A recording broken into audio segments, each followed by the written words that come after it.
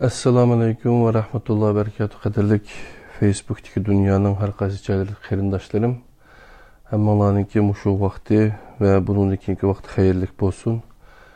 Men do'stimlar Abdulaziz Beshto'g'roq İstanbul'dan, Zeytunburnu'dan sizlarga Allohninki jannat salom bo'lgan assalomu alaykum ve rahmetullahi ve berekatuhu degan salomni bergandan keyin bugungi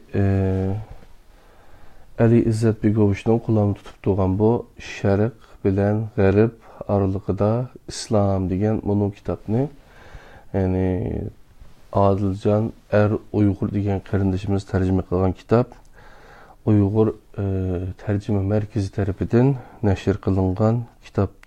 Qadrli qarindoshlar, bunun kelgan yerdan davom qilamiz. Bugungi mazmun nima degan vaqtida biz yangi bir bobga qadam qo'ydik. Bugungi mazmun 84-betga kelgandik biz ugunib. 84-betni ochadigan bo'lsak, ikkinchi bob kültür ve medeniyet degan mazmunda Qur'on ve e'tiqod hayotning ikki manbachilik refleksi. Ondan keyin texnik ma'rif ve klassik ma'rif degan mushu 3 mazmunni birlikda o'rganamiz. Jenim do'stlarim, vaqtimiz yer bergan qadar. Hozir İstanbul'da çarşambaga o'rildi, soat 12:45. İkinci bab kültür ve medeniyet. Qur'on ve e'tiqod. İnsanın paydo bo'lish haqidagi bir-biriga zid ikki haqiqat o'zaro beqindilik munosabatda bo'ladi. Ya'ni tunji Qur'on ve tunji cho'qinish. Tunji Qur'on yog'och yoki qo'polroq yasalgan toshdir. Qur'onning yasalishi bilan ishlatilishi tashqi va son jihatdagi biologik tadrijiy taraqqiyotning davomini tashkil qiladi. Bu tədrici tərəqqiyat hayatның ən addi şəkillərindən ta ki ən mükəmməl bo'lgan insongacha davomlashishi mumkin. Tik yurish, qo'lining tədrici tərəqqi qilishi, tafakkur qilish, so'zlash, aql qatorliqlar mohiyat jihatda zoologik xarakterdagi bu tədrici taraqqiyotning qadam bosqichlari hisoblanadi. İnsan qattiq bir jismni parchalash yoki bir hayvonga etish uchun tunji qatim tosh ishlatgan vaqtida nihoyat muhim bir ishni vujudga chiqara olgan hisoblanadi. Uning ajdodlarimi o'xshash ish bilan shug'ullanadi. Biroq bu toshni oldiga qo'yib turib, bir ruhning simvoli sifatida muomala qila olgan vaqtida dal mushu harakati bilan yolg'iz buningdan keyin zaminda har joyda inson hodisasining bir hamrohi bo'lgan bir narsa bo'libla qolmasdan mushu daqiqagacha bo'lgan jarayon ichida misli ko'rilib boqmagan bir ishni amalga oshira olgan hisoblanadi. O'xshash shaklda inson tunji qatim o'zining kulangisi doiralab qumga rasmni chizib chiqqan vaqtida, ya'ni Da Vinci, inson o'ziga xos bo'lgan va har qanday bir hayvonda qanchalik taraqqiy qilib ketgan bo'lishini qat'iy nazar tunji bo'lib vujudga chiqarish qobiliyati bo'lmagan, imkoniyati yo'q bir faoliyatni ro'yobga chiqargan edi. Biologik insonning paydo bo'lishini insondan burungi zoologik tarix bilan izohlag'ili bo'ladi. Biroq ma'naviy insonning vujudga chiqishini insondan burungi har qanday bir narsa bilan izohlash mumkin emas. Bu inson boshqa bir olamdan, ya'ni dinda ko'rishligindek osmondan kelgan edi. Qur'on bilan e'tiqod insonning ikki xil tabiatiga va ikki xil tarixiga vakillik qiladi. Tarixning birisi samodagi prolog, ya'ni muqaddima. Bu to'g'riliq Injil yoki Fostda qayd qilingan debdi. Tarixning birisi samodagi prolog, ya'ni muqaddim bilan boshlangan. Hürriyet ideyasının türküsüde özünü namoyon qilgan, yani Hegel ve dehşetlik sot mahkemesi bilen ahirleşilgan insani tragediyani ko'rsatdi. Yana biri bo'lsa qurollarning, ya'ni moddiy narsalarning tarixidir.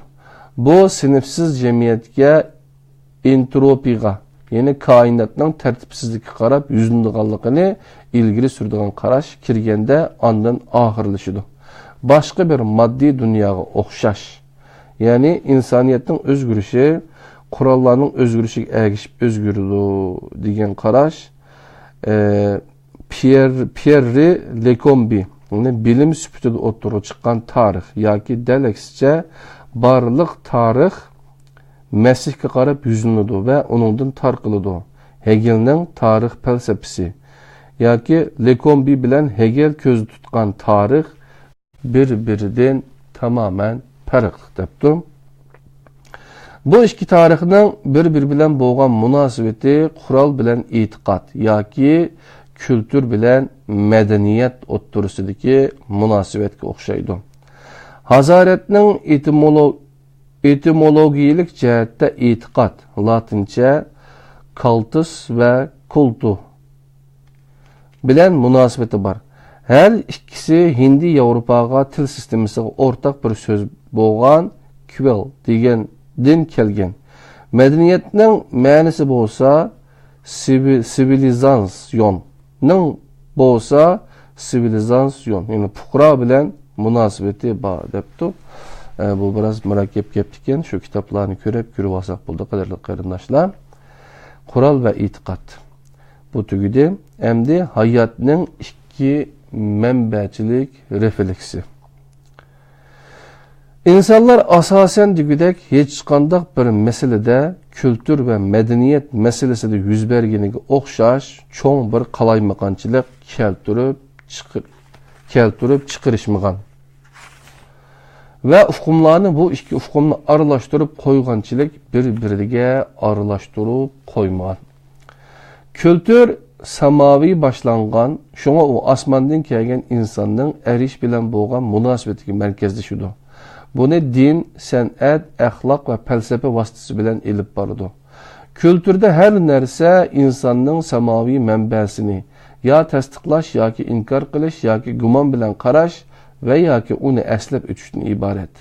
Barliq kültürler bu mujmallikning asarati ostida qoladi yoki mujmallikning hal qilinishi yoki oydinlashish uchun izchil harakat qiladi. Medeniyet yana bir jihatda zoologiyalik, yek taraflik hayotning davomi va inson bilan tabiat o'ttirisidagi modda almashtirish faoliyatidir. Agar bu turmush shakli hayvonning turmushidan farqli bo'lsa, bu faqat seviye, daraja va tashkilot jihatidagi farqni ko'rsatadi. Bu yerda İncil, Hamlet yoki Karamazov ve Hamlet meseleler bilen band bo'lib ketgan inson yo'q. Bu yerde inson jamiyatning nomsiz a'zosi sifatida tabiat ato qilgan narsalardan foydalanib, ehtiyojiga asosan tabiatni o'zgartirish orqali vazifasini ado qilishga tirishadi.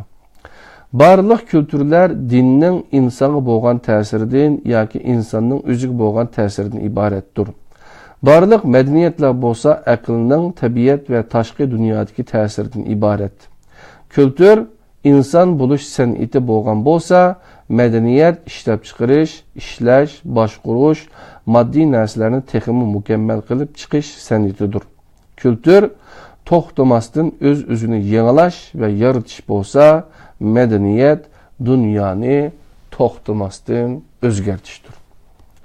Bu yerde insan objektiv gumanizm, yani humanizm, şosizm, fiziklik hadiselerini birden bir hakikat süpütüde qabul qildigan qarash. Ziddiyeti ko'zda tutiladi. Şovinizm, yani narsa teng şovinizm, narsa kelimesidan keladi. Narsa teng kelimesidan keladi. İfade şekli dork kimiyega tabi.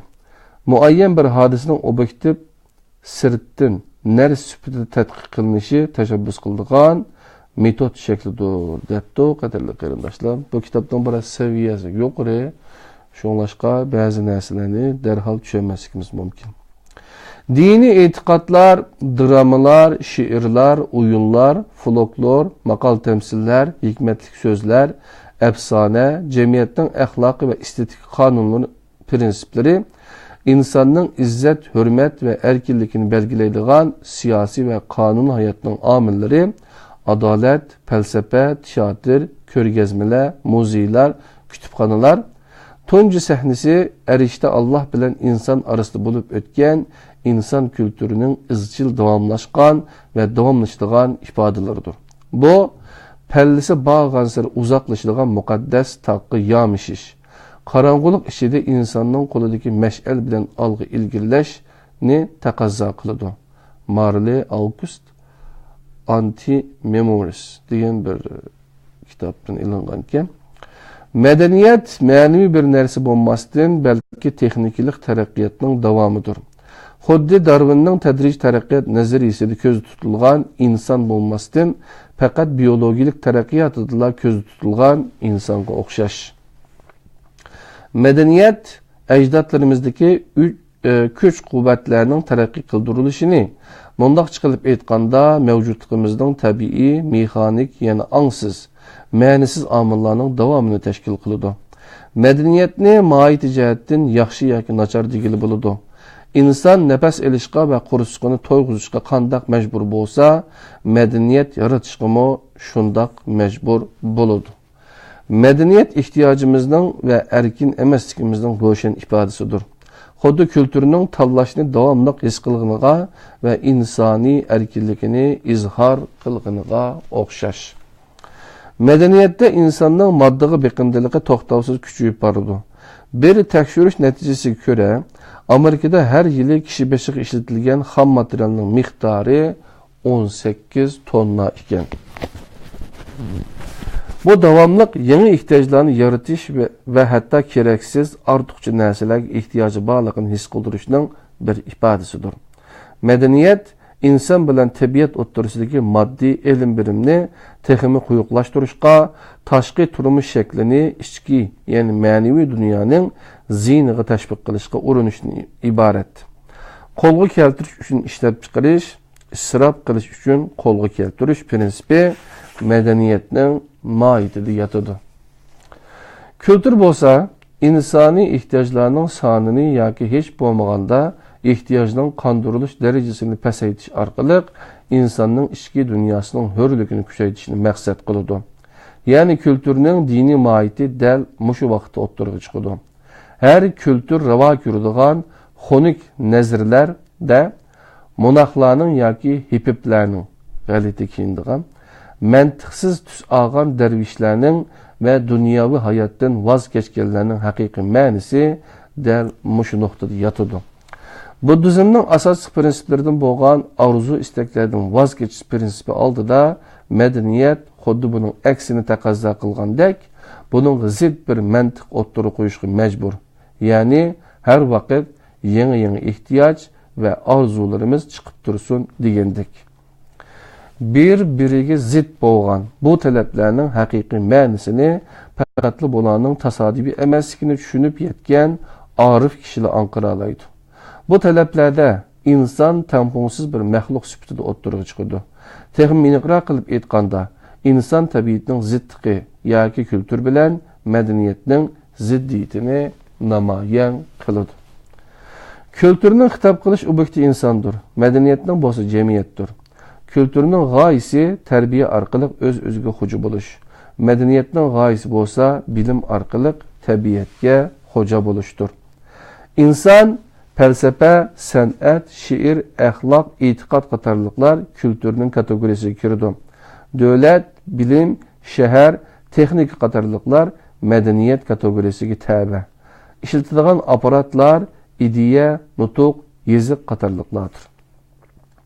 Kültür bilen medeniyet o'rtasidagi munosabat, oxirat bilan dunyo va saodat, Tangri davlati bilan quyosh davlati o'rtasidagi munosabatga o'xshab qoladi. Tacitning qarashicha, medinlashmagan insonlar qullarga, rimlarga qaraganda texmi yaxshi muomala qiladi ekan.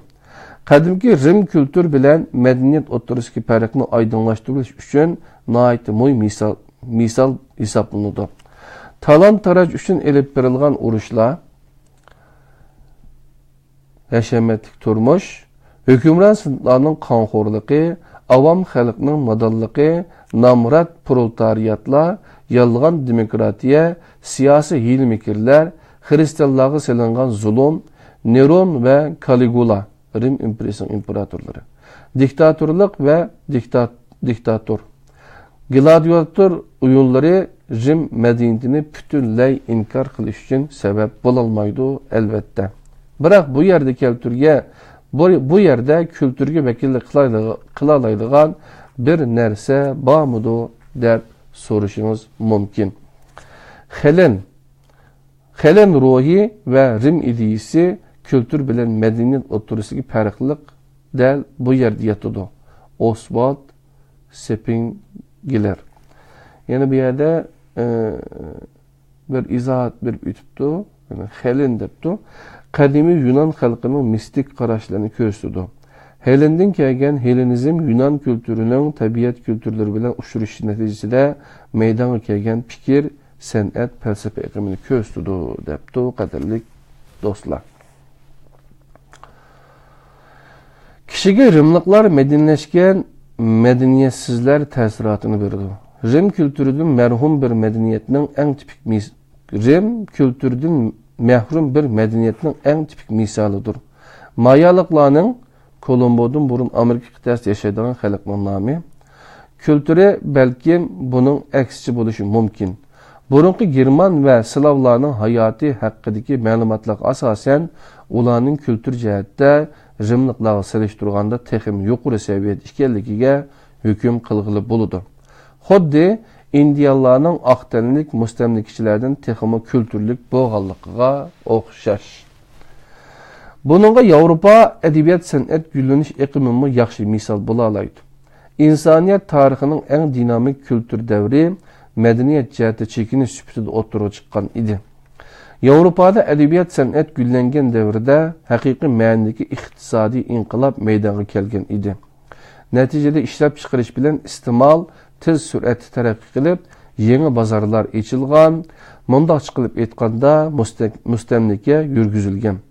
Buningdan sirt nüfusmo tez sur'atda ko'paygan.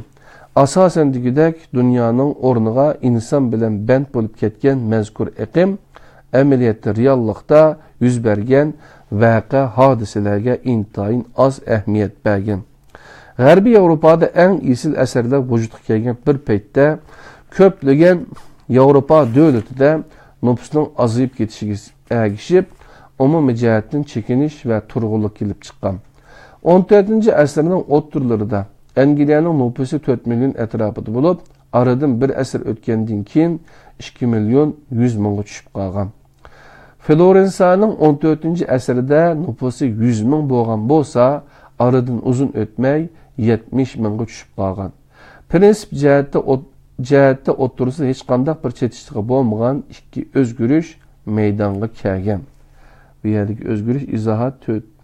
Edebiyat sanat gülünüş devrede ruhning bu g'ayri rasmiy ilmiy ahvoli xurofotlikning yolg'iz avom arasida emas, balki san'atkorlar va humanistlar arasidami umumlashganligini ko'rsatib berdi.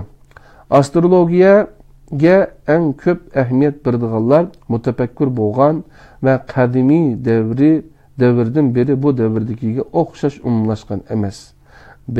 Russell G'arb falsafa tarixi degan kitobni ilinibdi.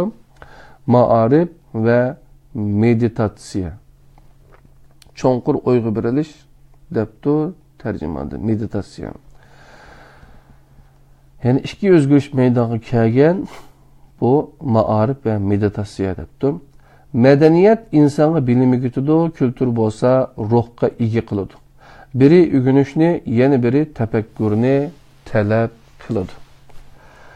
Muhim nuqta ekan. Medeniyet insana bilim o'rgatadi. Kültür bo'lsa ruhga ega qiladi. Biri o'rganishni, yana biri tafakkurni talab qiladi. Tafakkur cho'nqur o'yga berilish insonning o'z-o'zini va dunyodagi o'rnini tonish uchun elib berilgan bir faoliyat shakli bo'lgan bo'lsa, o'rganish va ilm tahsil qilish reallik va reallikdagi voqea hodisalar o'rtasidagi munosabatlar haqida tushunchaga ega qilish va ma'lumot egallashdan iborat bo'lgan faoliyatdir. Meditatsiya hikmatga, royishlikqa, xotirjamlikka, Yunan tabir bo'yicha ruhiy xotirjamlikka erishtirdi. Har qanday bir diniy, axloqiy yoki san'atga munosabatli haqiqatni idrok qilish maqsadi bilan o'zining ruhiy dunyosiga cho'kish deganlik bo'ladi. Maqsadi mavjudlikning shartlarining tagiga yetish va o'zgarishdan iborat. Bilim, kuzatish, tahlil, tajriba, tadqiq qilish, tadbiq qilishdan iborat bo'lgan bo'lsa, tafakkurning siri uning ma'rifatligida yotadi. Fikir jihatdagi mulohaza va kuzatish bo'lsa, arzu istaklardan qutulgan bo'lishi lozim. Schopenhauer. Ya'ni foydasiz va manfaatsizdir.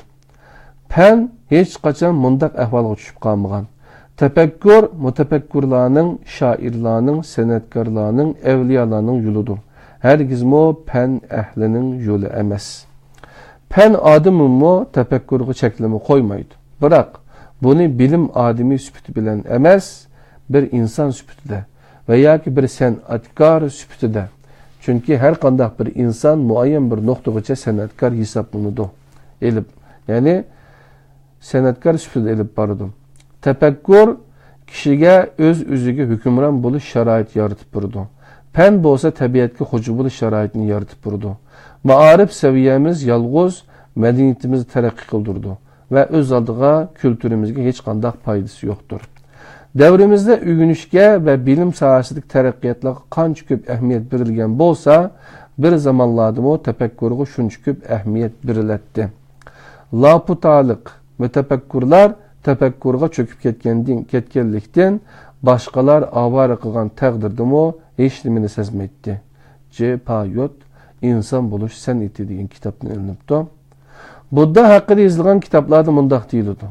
Budda ruhiy voyaga yetmasdan burun daryo bo'yida 3 kunduzni tafakkur qilib o'tkazgan. Biroq buni o'zi his qilmagan. Ksenofon Sokrat haqida bunga o'xshash bayonlarni berdi. Sokrat bir kuni atiganda uzundan bir hal qilinmay kelayotgan bir masala ustida qattiq o'ylanib o'tadi. Bu ahvol tun nisbigacha davomlashdi. Tun kecha atrofdan o'tayotganlar uni ko'rib qolishdi va Sokrat atigandan beri bir yerda o'ltirib o'ylanib o'tadi degandek gaplarni bir-biriga kusildishdi va uning qanchalik chidalaydiganligini bilib boqqisi keldi. Sokrat bo'lsa atigangacha tafakkur qildi va duo qilgandan keyin yo'lini davomlashtirdi. Ksenofon Faoliyat degan kitobning 220-betidan elingan o'xshaydi qadrli qarindoshlar. Yevropa madaniyatining buyuk namoyandalaridan biri bo'lgan Galiley bir umr jismlarning yerga tushish masalasi bilan band bo'ladi. Tolstoy bo'lsa umrini inson va uning taqdiri ustida fikr yurgizish bilan o'tkazadi. Aeroplan yoki paroxod ijod qilguvchilar ijodiyatlarini vujudga chiqarish uchun nurg'unlagan narsalarni o'rganishga va sinab qilishga majbur bo'lgan bo'lsa, Budda, Sokrat, Seneca, G'azzali, Rumi, Firdavsi, Shekspir, Dostoyevskiy, Hugo qatorliqlarmo cho'nqur tafakkur qilishga, koinot sirlari haqida o'ylanishga va tunishga ehtiyoj his qildi. Tafakkur qilish bilan o'rganish bir-biridan tamoman farqli ikki xil faoliyat shaklidir.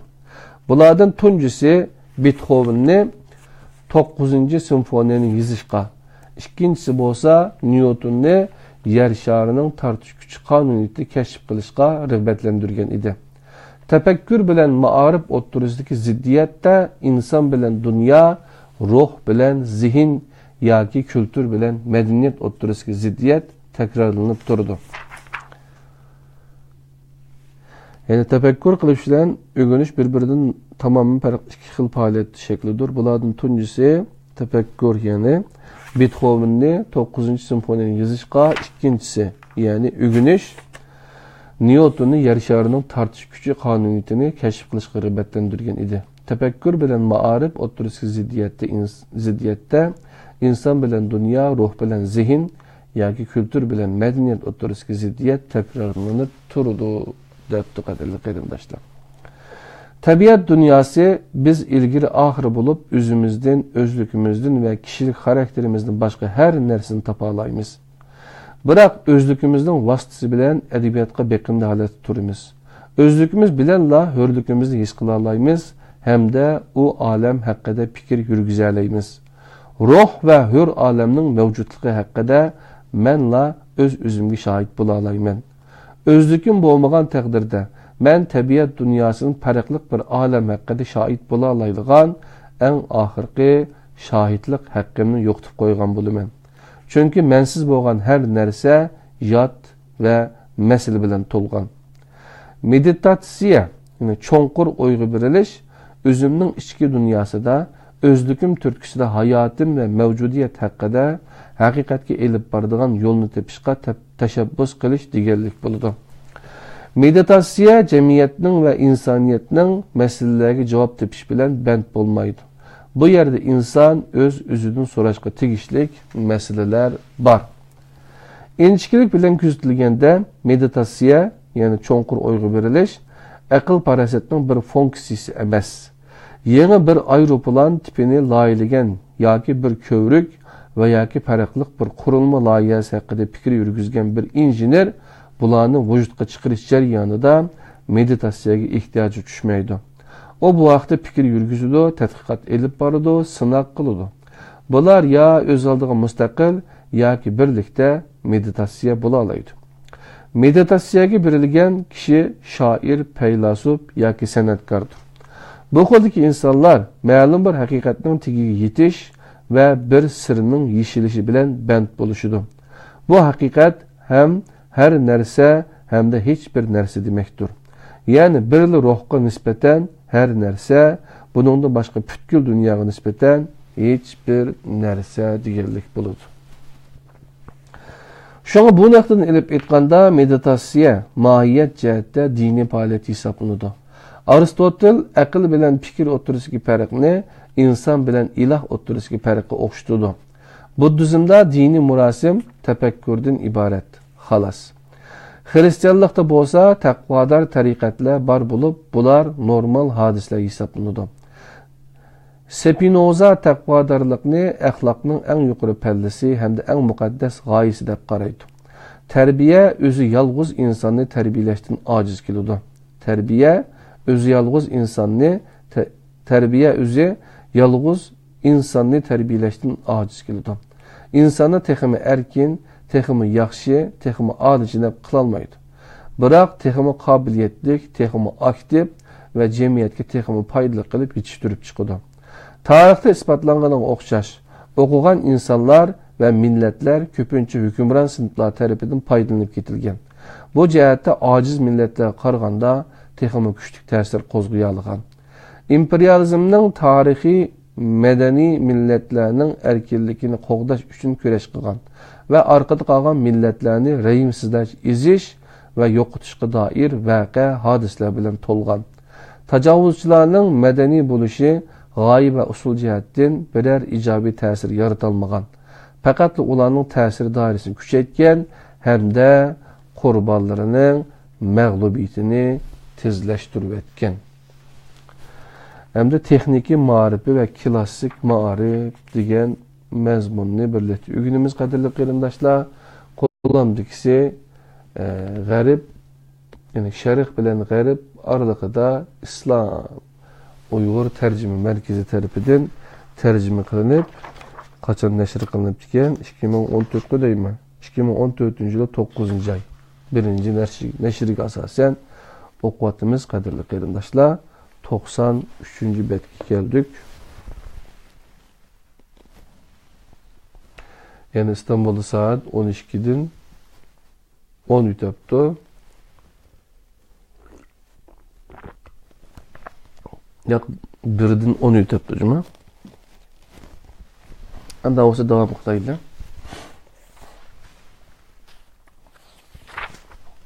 Texniki ma'rif ve klassik ma'rif.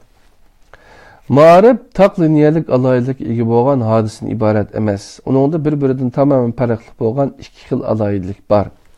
Madaniy dunyoda maktab ma'rifi haddidan ziyoda ilmiy va obyektivchilikni asos qilishdak alaylık ega bo'lish bilan birga ma'niy va insoniy alaylıkdan tamamen mahrum bo'lgan ma'rif sistemasidir.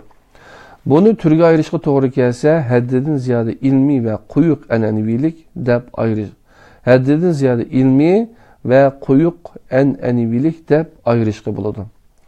Günümüzde yesli ma'rifidan universitetgacha bo'lgan ma'rifning barliq bosqichlarini besib o'tgan bir odamning o'qish jarayonida inson samimiy, durust bo'lishi lozim degan jumlani biror qatim anglab boqmaganligini tasavvur qilish uncha qiyin emas. Avval savodini chiqirdi. Orqadan fizika, ximiya, etnologiya, coğrafiya, siyaset nazariyasi, cemiyatshunoslik qatorliq fanlarni o'qib, reallikda bo'lib o'tgan voqea hodisalar, haqiqatlar haqida muayyan darajada tushunchaga ega bo'ladi. Biroq hayotda texim muhim bo'lgan haqiqatlar bilan nihoyat oz tanishib chiqadi. Shunga tarix, san'at, adabiyot, axloq, qonun qatorliq fanlar texim oz o'qiladigan bilim sohalariga aylanib qolmoqda. Texniklik ma'rif madaniyatga bo'lgan nisbati jihatdan madaniyatning hem sebebi hem de netice süpütü o'ttirg'i chiqadi. Mazkur ma'rif shakli jamiyat a'zosini mushu o'lchamga asosida yetishtirib chiqadi. Bu ma'rif shaklining maqsadi nihoyat aniq bo'lib, tabiatga, ya'ni tashqi dunyoga hukmronlik qilishdan iborat.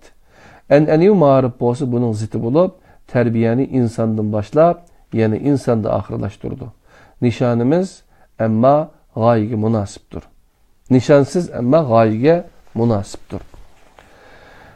Haddidan ziyada ilmiy ma'rif bilan an'anaviy ma'rifning qaysini tanlash haqidagi bahs munozara usul masalasi bo'lmasdan ma'naviy bir masaladir. Ikki xil ma'rifning keynida pozitsiya yoki falsafaviy bahs munozara mavjud. Bu ikki xil ma'rif sistemasiga kultur bilan madaniyat o'ttirishga ziddiyat barliq ifodalar bilan to'liq aks etadi.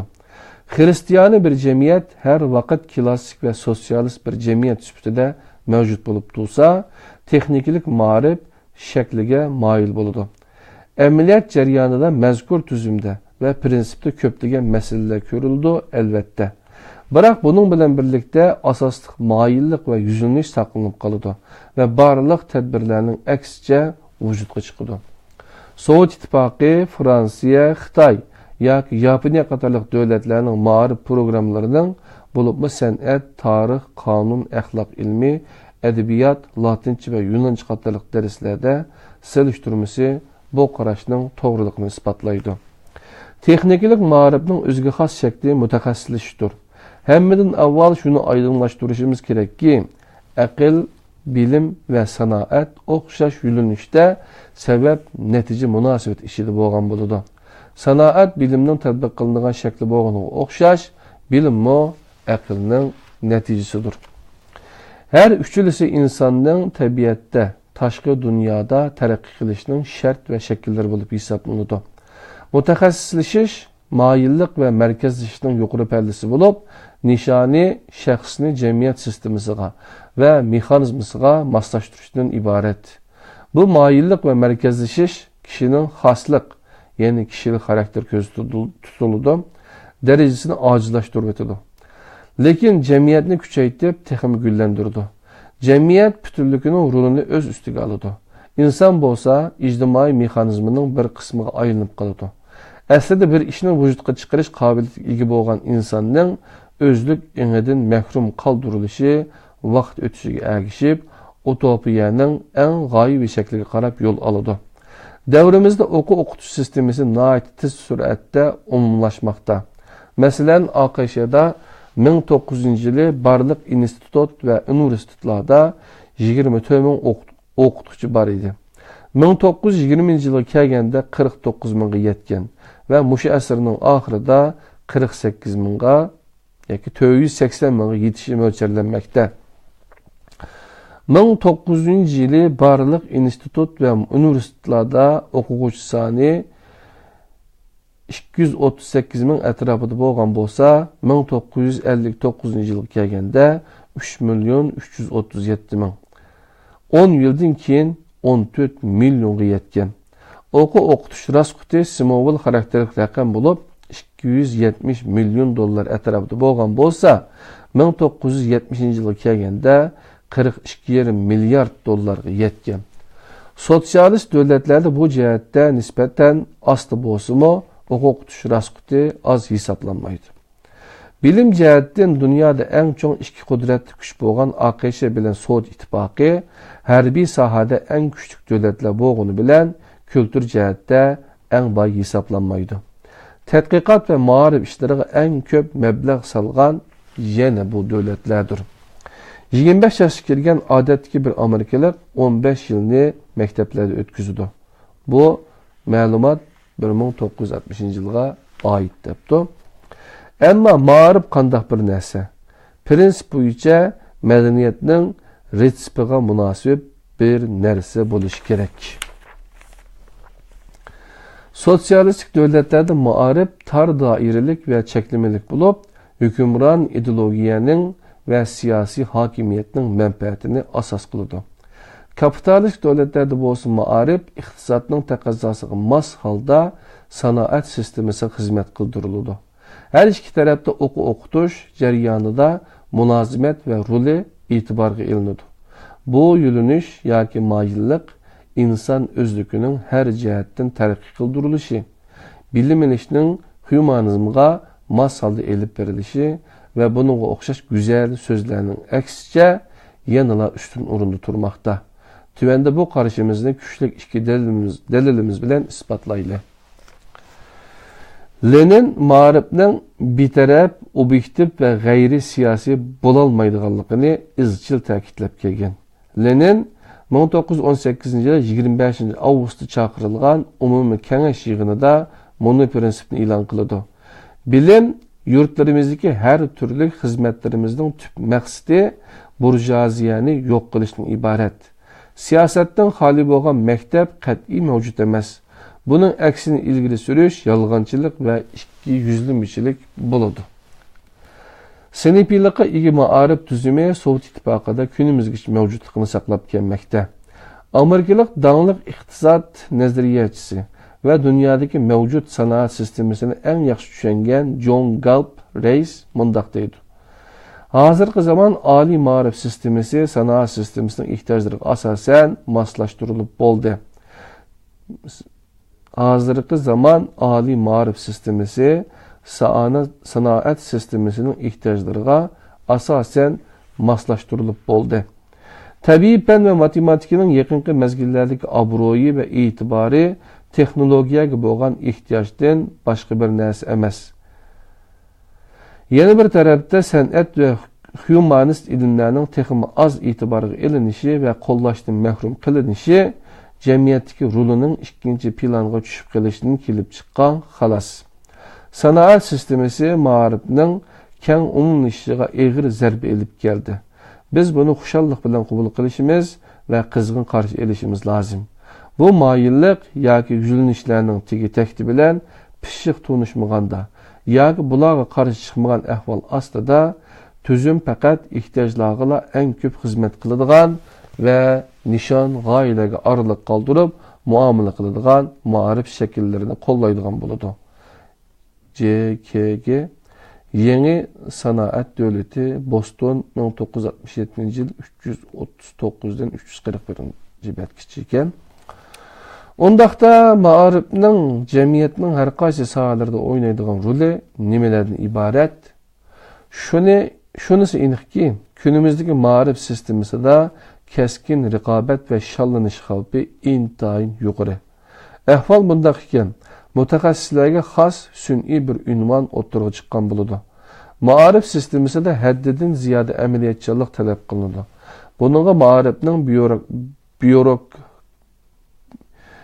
byurokratchilik bilan keskin raqobatga tavakkul qilgan sanoat sistemasiga xizmat qildirilishi sabab bo'lgan. Bilim yurtlarının bu xoldaki mexanizmlarını hareketlendirip, ixtisas egilerini tüzüm üçün terbiyelep çıkış şart kılınadı. İnsani mektep talep kılgan çağırıqlar bolsa, faqatla güzel tilek süpütüde qilib qaladı. Mektep terbiyesinin kültür cihetlik ehmiyetiga baha berishga to'g'ri kelsak, munularni deyishimiz mumkin. Mektep medeniyetning bir parchasi hisoblanadi. Onun mecburi ta'lim terbiye bo'lmagan, ilmiy tanqid qilish usuli tashabbus qilingan va insonning ma'naviy hurligiga ahamiyat bergan ahvol ostida yoki doirada kültürüge paydası buludu. Tayyor axloq ve siyasi tedbirlerini təqdim qılgan, yoki mecburi qabul qıldırgan mektep, kültür noktasını elip etqanda axloqsizlik hesaplanıdı. Bu xoldaki mektep erkin insan emas, o'xshash qilibdiki fuqaro yetishtirib chiqadi. Mektep bu alayligi bilan medeniyetga paydası bo'lishi mumkin, biroq kültürni chekindirib o'tadi.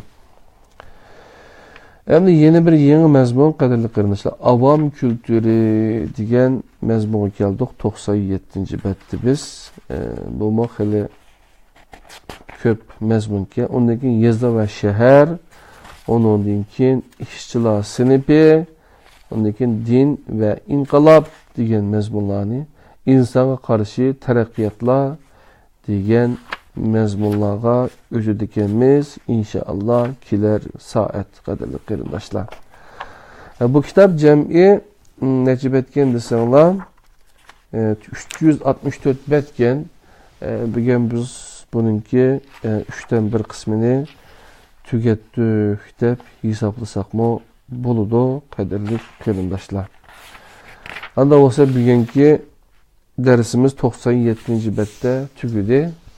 İnşallah kiler saat 8. dersimizde Şerq bilen Garip arasında İslam 2. bab kültür ve medeniyetten yeni mezmunlar bilen tanışın sizlerge hoş deyimiz. Allah'ın özüge amanet bulanlar. Esselamu aleyküm ve rahmetullahi ve berekatuhu.